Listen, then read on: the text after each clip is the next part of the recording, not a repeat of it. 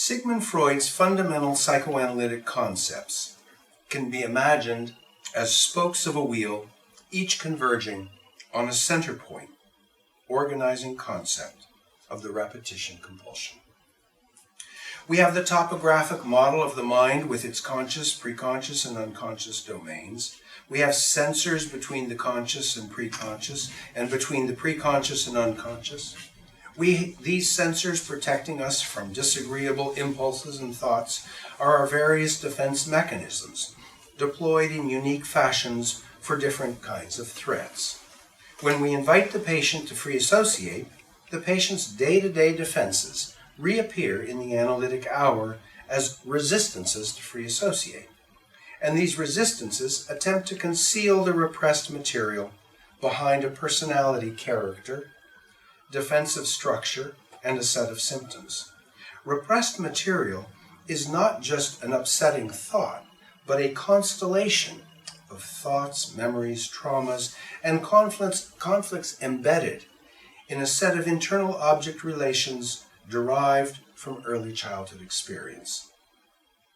These object relations are internal representations of primary affective bonds to maternal, paternal, and fraternal relations, and the messages and experiences tied to them. The projection of these internal object relations into the social surround, or the awakening of these internal object relations by external circumstances, is how we account for repeating scenarios in our day-to-day lives. When the analyst practicing a certain level of abstinence and neutrality becomes saddled with a particular internal object relation, we call it a transference, and the drama is set to begin. The dramas of day-to-day life are organized around scenarios, dialogues of depressive self-critique, anxious worrying about future events, recurring conflicts with authority, curiously repeating dynamics in intimate relationships. Imagine, if you will, 4 women having coffee. We could just as easily say 4 men, or 4 bosses, or 4 workers, or whatever. So one says, "Ugh, men." They all chime in agreeing with the sentiment. But as they begin to discuss their complaints, each one has a different story. One says, "Men, all they do is work, work, work, no romance." Another says, "No, they're all too romantic. They can't hold a job, they're irresponsible." Another says, "No, they're all anxious and clingy little boys. They're all anxious and clingy little boys." And the last one says, "What are you all talking about? They're all liars and cheaters." As I say, men or other groups might complain in similar ways, but the 2 most important features in these complaints are the references to all men or all women, and the fact that the one common denominator for each is that the person complaining is part of the all, part of all those repeating problematic relationship dynamics. To better understand the repetition compulsion, we take a side trip into traumatic dreams and repetitive play. Freud, it will be recalled, said that dreams are wish-fulfilling. But this notion was challenged by traumatic dreams, which are often unpleasant and of a recurring nature. In Beyond the Pleasure Principle, Freud explained that dreams occurring in the traumatic neuroses repeatedly bring the person back to the trauma in a way that seems contrary to the proposition that dreams are wish-fulfilling. To understand this phenomena better, Freud approached the mental apparatus from a different angle and suggested we examine children's play. He described the first game of a 1.5-year-old boy named Ernst, but did not mention that Ernst was actually his grandson. He explained that he'd observed the game while living in the home with the boy and his parents for some weeks, and similar to a traumatic dream, the game repeatedly brought the child back to the trauma of his mother leaving the room. Freud wrote, The good little boy, however, had an occasional disturbing habit of taking any small objects he could get hold of and throwing them away from him into a corner, under the bed, and so on, so that hunting for his toys and picking them up was often quite a business. As he did this, he gave vent to a loud, long drawn-out "Oh!" accompanied by an expression of interest and satisfaction. His mother and the writer of the present account were agreed in thinking that this was not a mere interjection, but represented the German word fort, gone. I eventually realized that it was a game and that the only use he made of any of his toys was to play gone with them. One day I made an observation which confirmed my view. The child had a wooden reel with a piece of string tied round it. It never occurred to him to pull it along the floor behind him, for instance, and play at its being a carriage. What he did was to hold the reel by the string and very skillfully throw it over the edge of his curtained cot, so that it disappeared into it, at the same time uttering his expressive "Oh!" He then pulled the reel out of his cot again by the string and hailed its reappearance with a joyful "Da! There!" This then was the complete game: disappearance and return. Freud offered two interpretations. The first was that Ernst was in a passive position in relation to the trauma of his mother's departure, her abandonment from his perspective. Thus the game offered him an active role, which he repeatedly played and might suggest an instinct for mastery, acting independent of the pleasure or unpleasure associated with the game itself. Freud's second interpretation was that throwing away the object might provide a pleasurable yield by satisfying an impulse to turn the tables and take revenge on his mother for leaving him, as if to say, and this is again quoting Freud, "All right then, go away. I don't need you. I'm sending you away myself."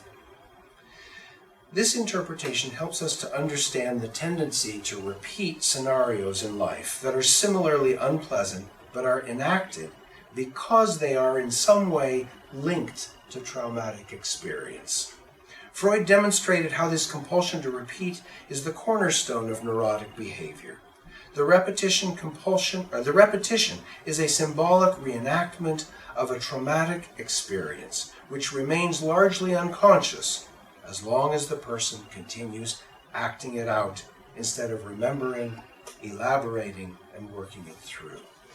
Freud wrote, "It is clear that in their play, children repeat everything that has made a great impression on them in real life, and that in doing so, they abreact the strength of the impression, and, as one might put it, make themselves master of the situation," unquote. In daily life, we observe a compulsion to repeat repressed material associated with traumatic early childhood experiences. In analysis, the patient repeats in the transference painful experiences of early childhood in contemporary conditions. These are the dramas that cover the unworded and unassimilated experiences. The patient may provoke feared rejection, imagine unwanted criticism, discover a rational basis for jealousy, and so on. Through projection and provocation, the patient is compelled to repeat in action the infantile traumatic experience that analysis attempts to help the patient remember through cognitive and affective modes. Yet the patient often experiences these repetitions and the compulsion to repeat not as a recurring pattern, but as a rational, legitimate approach to objective circumstances. The patient might simply think, "That's the way women are. That's the way bosses are. That's the way my life is. That's the way analysts are."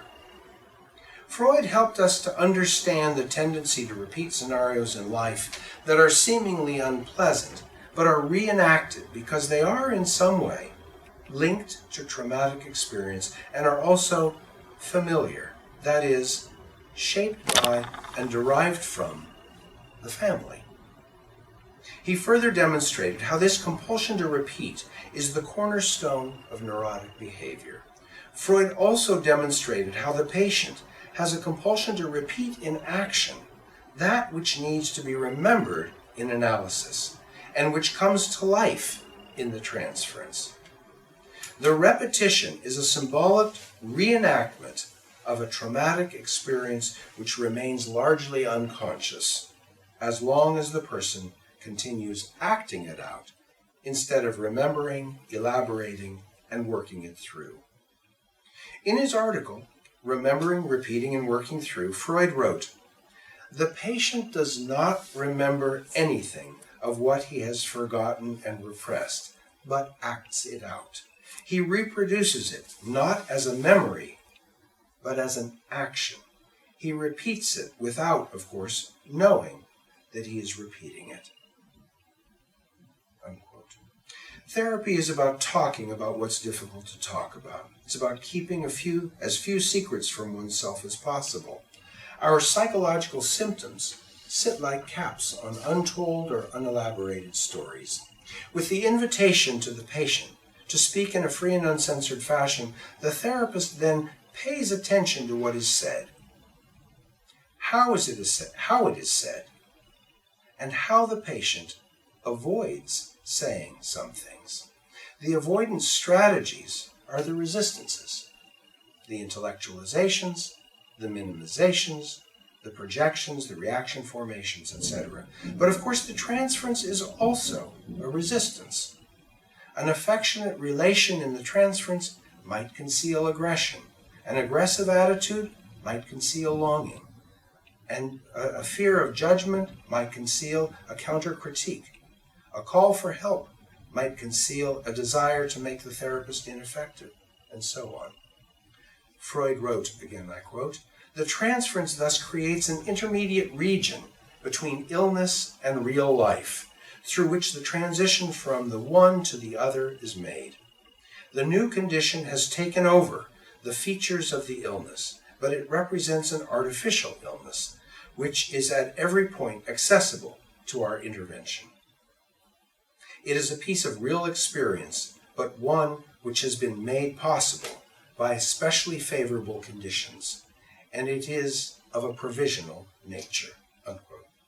A traumatized person may unconsciously gravitate towards similar traumatic experiences to confirm a sense of self, master the situation, or repair a psychological wound. A person who was abandoned may engage in abandoning relations in which he or she is abandoned, abandons others, or both.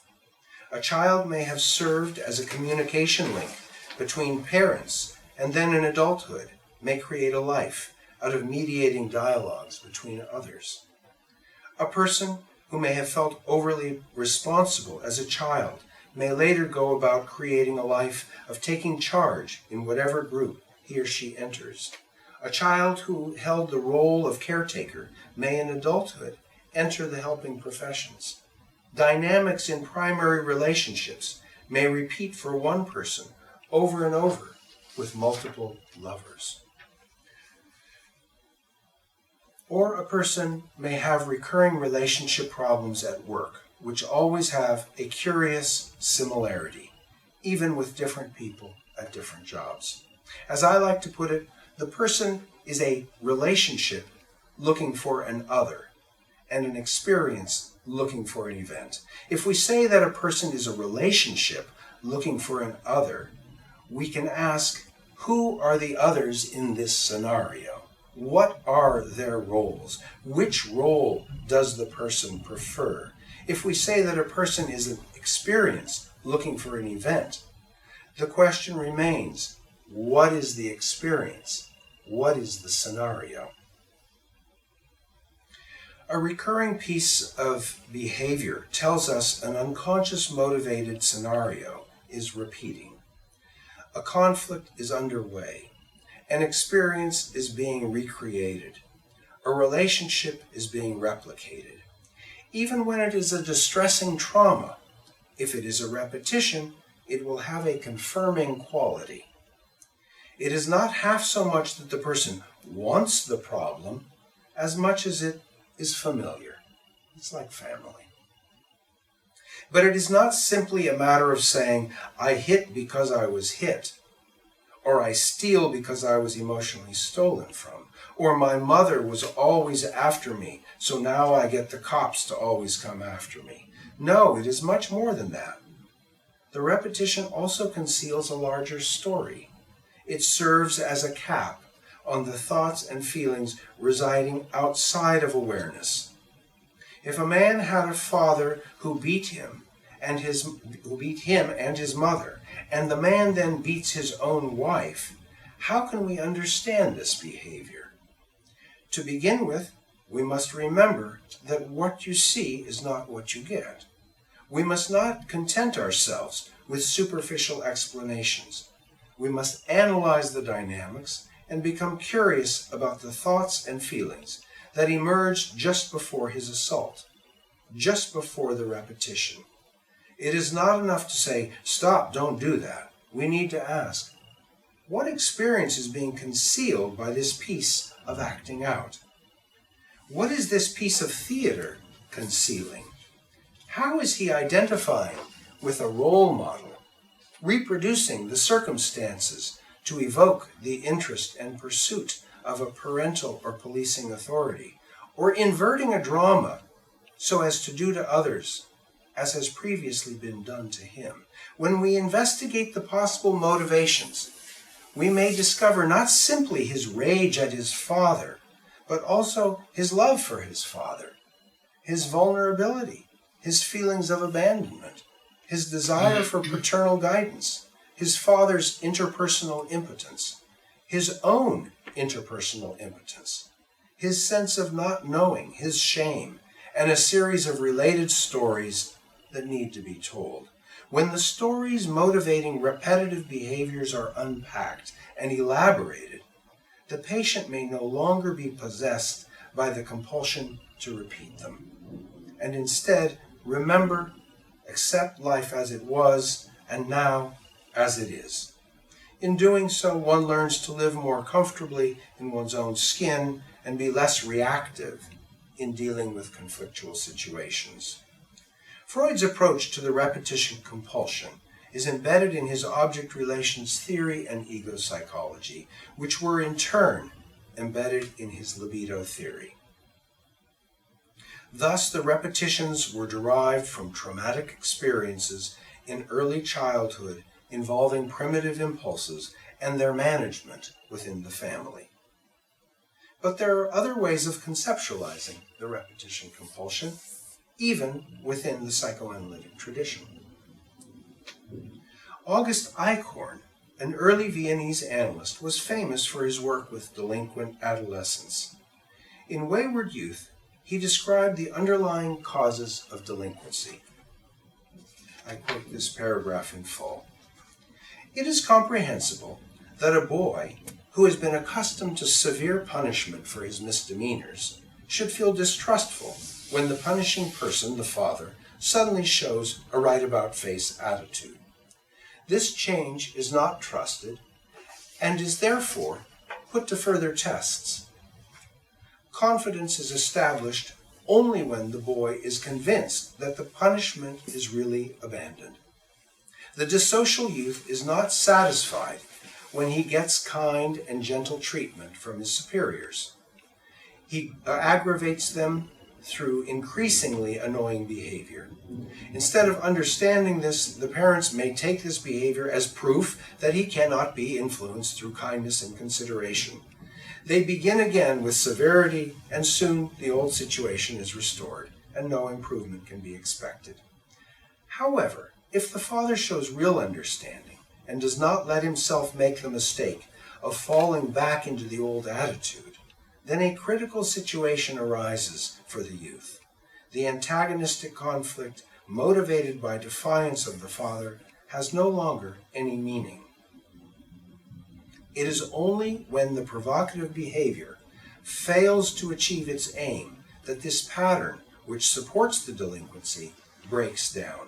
Then, gradually, the manifestations of delinquency recede, unquote. It's a large quote, but I like it because I like the way August Eichhorn was working with delinquent youth in Vienna, and he was able to take Freud's psychoanalytic theorizing and even his clinical technique and modify it into his work with some pretty rowdy adolescents and be able to demonstrate the way the repetition compulsion was apparent and how he could modify it through the behavior of the parent or other authority figures.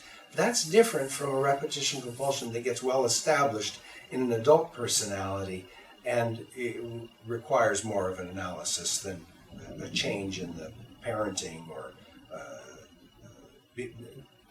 approach of other authority figures in the adolescent's life.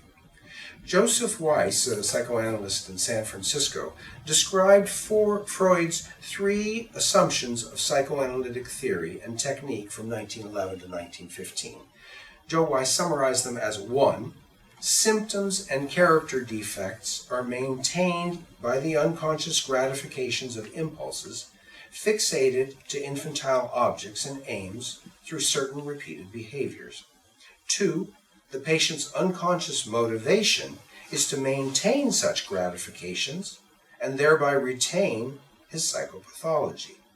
There is no unconscious wish to make any progress at all. And 3. The unconscious repetition of childhood experiences in the transference are regulated by the pleasure principle and the repetition compulsion. These repetitions are unconsciously intended to provide gratifications in relation to the therapist or to protect the unconscious gratifications obtained from psychopathology.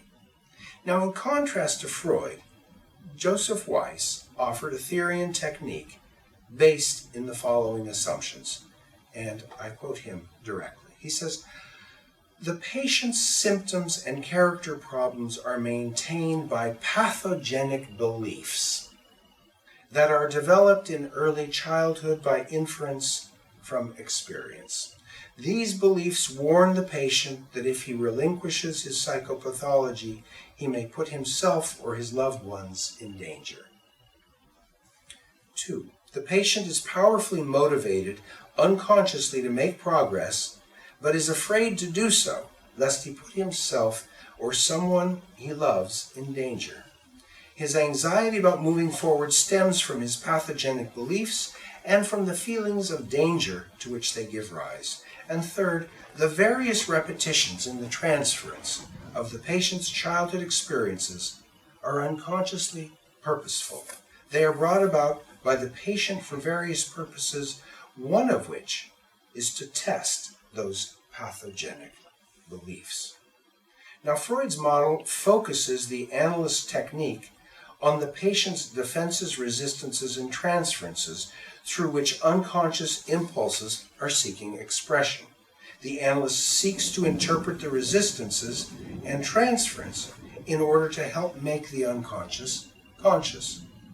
Weiss's model focuses the analyst technique on the patient's pathogenic beliefs.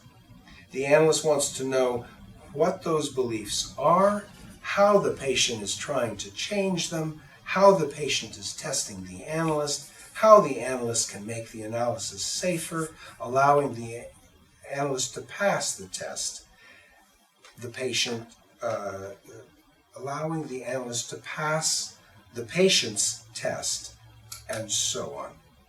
Incidentally, Joe Weiss was, his wife was a patient of Bernfeld, and when I mentioned Bernfeld's work on the facts of observation in psychoanalysis, this model he proposed for thinking about psychoanalysis, he suggested that he said he was very influenced by Bernfeld's work. In his work with Harold Sampson, they formed actually a sort of a derivative of psychoanalysis they called control mastery theory. They became very popular. I think they are still popular. Both of them, the originators, have died, but their work carries on in their name by their students, who not only use this approach to their clinical work, but have done a lot of psychotherapy research using this model. In the brief psychodynamic psychotherapy approaches of Hannah Levinson and also Hans Strupp and Jeffrey Binder, the concept of the cyclical psychodynamic pattern is central. It refers to the rigid, repetitive, and self-perpetuating nature of neurotic problems. Differentiating themselves from Freud, Strupp and Binder wrote, quote, "In a cyclical account, the psychodynamic process is not located in the anachronistically preserved past. Instead, this process is understood in terms of presently enacted, self-propagating, vicious circles. In these vicious circles, self-confirming patterns of repetitive social interchange serve to verify the patient's maladaptive views and to validate and reinforce their problematic actions. What is distinctive with these approaches is the move away from Freud's intrapsychic formulation of impulses and their gratification in relation to love objects in early infancy, and the reformulation in terms of patterns of repetitive social interchange. Levinson's focus is on the recurrent interpersonal the recurrent interpersonal patterns that create and maintain dysfunctional relationships in the patient's life. These in turn are brought to lead to symptoms and problems in living. Now, Carl Gustav Jung accounted for repetitive behavior with the notion of the complex. Actually, it was one of the few contributions to psychoanalysis that was accepted by Freud and Freudian since then. This was Jung's notion, the complex. The complex is a node of thoughts and feelings typically organized around an archetype or instinct.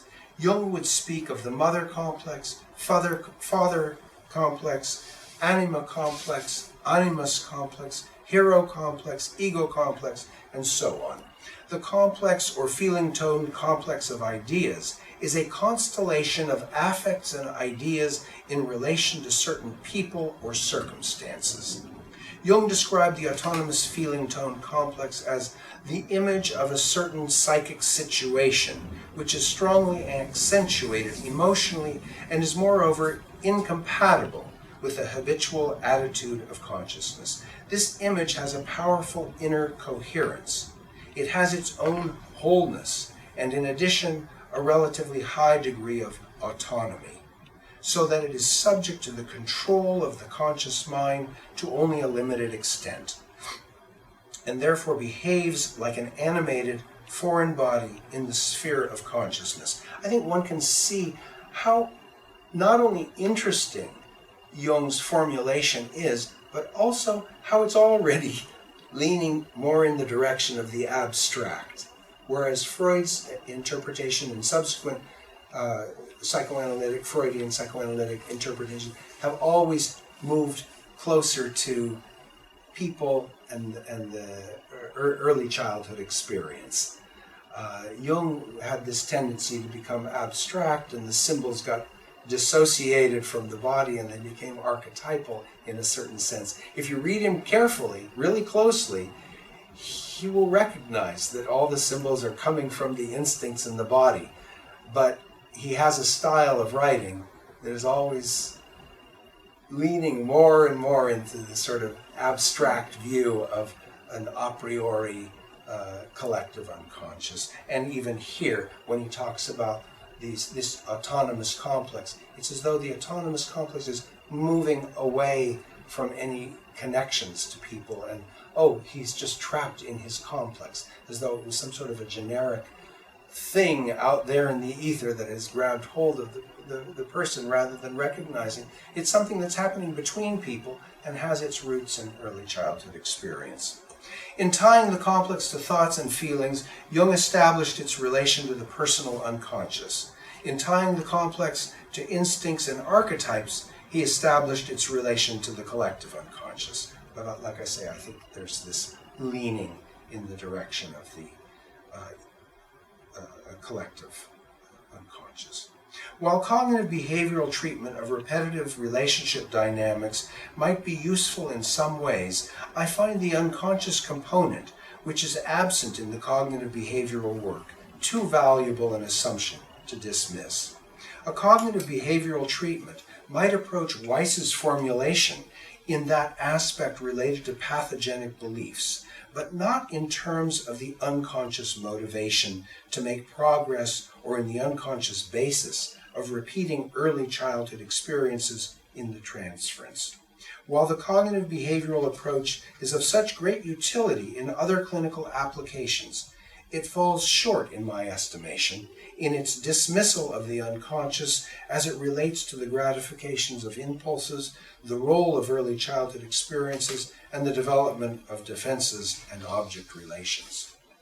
Family systems theory is another approach that does away with the concept of the unconscious, but instead introduces communications theory, family rules and roles, the notion of the identified patient, family myths, and interactional dynamics. Through these lenses of family systems theory, one begins to recognize symptomatic cycles, that was their term, symptomatic cycles, in which the behavior of one person reliably leads to the behavior of others in reciprocal dynamics. Person A is hostile, leading person B to retreat, leading person A to become more hostile. Or person C is suspicious and hyper-attentive to everything person D is doing, leading person D to hide some activities which then arouses the suspicion of person C. While the symptomatic cycles are contemporary and amenable to therapeutic intervention, the individual dynamics that gave rise to them are often long-standing and predate the adult couple relationship. As Strupp wrote, quote, "In terms of systems theory, one continually programs and is in turn programmed by significant others to behave in particular ways. We have chosen partners who, for reasons of their own, engage in patterns of behavior reciprocal to ours. Unless a relationship fulfills complementary needs, it does not endure." I often find the repetition compulsion of a patient fits into the repetition compulsion of the spouse, like one gear engaging another. This gear turns nicely for a time until one day the gears grind, giving rise to relationship symptoms and/or opportunities for greater intimacy. A patient's relationship dynamics with his spouse may become patterned along the lines of his relationship to his mother, or to his father, or along the lines of his parents' relationship to each other. Those dynamics may involve passivity and activity, mother and child roles, father and child roles, criticism and guilt, savior and wounded bird, or whatever other dynamics may be involved. The patient's spouse may be relating along different lines within her internalized family dynamics, but the roles implicit in her repetition compulsion will engage those in her spouse's repetition compulsion. The conflicts between them are symptomatic, but intimacy comes when the spouses discover that the other spouse is not the same as the internal other that was being projected. Symptoms emerge when the internal reality of the repetition compulsion of one or both is taken for a contemporary reality. But when a husband realizes his wife is not his mother, father, or sibling, and his wife realizes the same, then the conditions are created for true intimacy and a love for one another just as they are. In the transference, a constellation of internal object relations that constitute a subjectivity in relation to an other is projected onto the therapist and the therapeutic relation.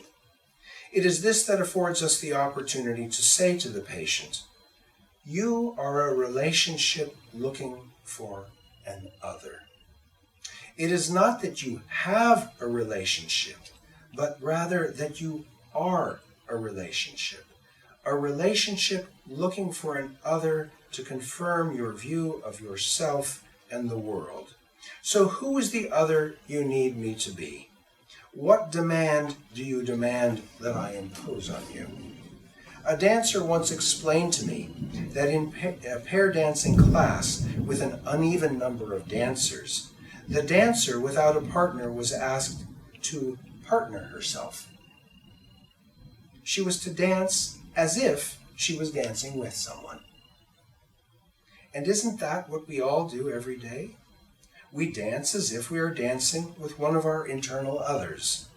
And we look for people to dance in our other's place. If we accept that the person is a relationship looking for an other, and that the repetition compulsion is like the scenario of a play, then perhaps we can also say to the patient, you are an experience looking for an event. I once knew an autistic boy who, when anxious, would begin to shake and nervously move about the room until he trapped himself between a couch and the wall. As soon as he'd wedged himself hopelessly in place, he'd let loose a blood-curdling scream. This happened time and again. After a while, I could see when he was about to do it again, based on his nervous shaking and agitated movement about the room. It then occurred to me that prior to his entrapment, he seemed to be feeling trapped and was seeking an external circumstance to confirm his internal experience. He was feeling emotionally caught between a rock and a hard place and looking for an event to confirm this experience. Similarly, each of us is an experience looking for an event to confirm that experience. When we say that a person is a relationship looking for an other, or an experience looking for an event, the questions emerge. What is the relationship? What is the experience? What is the scenario? When we place the scenario, rather than the individual actor, at center stage, we give the patient clues as to how he or she is casting director, has selected the cast, and as set designer, has set the stage. It also brings into high relief the complementarity of the dynamic, such that it reveals the vulnerability of the bully, the sadism of the masochist, the dependency of the caretaker, the aggression of the perennial victim, and so on. Then the person is in a position to begin to take title to that which was previously repudiated, dissociated, denied, repressed, projected, split off, and most importantly, acted out. If we formulate a person's experience by saying, for example, he's a loaded gun looking for a target, we have to be mindful that while he may prefer to identify himself in the role of the loaded gun, it is probably as a compensation to the complementary experience of feeling like a target about to be shot. Other formulae might include, I'm a father looking for a child to control. I'm a savior looking for a wounded bird. I'm an outsider looking for an inside from which to remove myself. I'm a runner looking for someone from whom I can run. I'm a mother looking for a child to whom I can show care. I'm a child looking for a parent. I'm resentfully powerless looking for someone with more power so I can resent them. I'm a mourner looking for something to lose. I'm guilty looking for punishment. I'm looking for an external conflict to confirm my internal conflict. I once met a man who had been arrested 237 times for driving without a license. Did he need to be arrested? Did he need to be jailed? Did he need to get a license? Or did he need the experience of being chased by the police? Being chased, in a sense, by his father, even if only to know that the police or his father really are there to play chase with him. Formulating the dynamic by describing the patient as an experience looking for an event, brings into high relief the complementarity of the dynamic and thereby reveals the vulnerability of the tyrant, the masochism of the sadist, the dependency of the caretaker, and so on. Then the patient is in a position to begin to take title to what he or she had previously felt the need to repudiate, dissociate, deny, repress, and project. Thus, the goal of therapy is to make the unconscious conscious and limit the number of secrets one feels compelled to keep from oneself. I recall a patient whose repetition compulsion was organized around themes of betrayal. She'd been betrayed as a child. She set up her love relations to assure she was betrayed repeatedly, and then, grateful for my help in discovering this pattern, she staged yet another betrayal by leaving me with a large unpaid bill. The show must go on. The repetition continued. When the repetition compulsion is getting mobilized in the transference, the patient listens for his own voice echoing off the therapist. He sets up his radar and searches for his dreaded and desired others, looking for anything that remotely assumes their forms. When the therapist maintains neutrality, the patient wonders where his others are lurking. He recalibrates his transferential radar, making it sensitive to true positives and false positives alike. In this way, the patient conjures a transference, and as he does, the therapist wonders, who is the other being conjured here? For what drama am I being auditioned? And how is this theater a cover story for a conflict embedded in trauma? When the focus of therapy is on the repetition compulsion, therapy is configured as a confrontation to make the unconscious conscious. We discover how the past is present, how old coping strategies no longer apply, how the patient can take responsibility for interpersonal problems, and how stepping out of the old repetitions leads to a clearer view of self and the world, and ultimately to greater intimacy.